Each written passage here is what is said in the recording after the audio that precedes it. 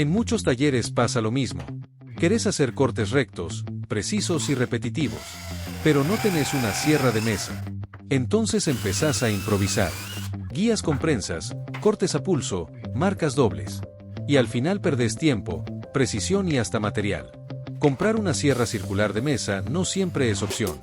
Son caras, ocupan espacio y no todos pueden invertir en una. Y ahí fue cuando me hice una pregunta. ¿Y si la hago yo mismo? Estoy hablando de construirla con una amoladora, unos trozos de madera y hasta un caño reciclado que transformé en mango para deslizar el carro. Pero hay un detalle que hace que este invento funcione de verdad. Y todo empieza por el sistema de corredera. Al principio del video te voy a mostrar cómo armé ese mecanismo, porque si esa parte falla, todo falla. Y créeme, hubo pruebas, ajustes y algunos errores hasta que quedó perfecto.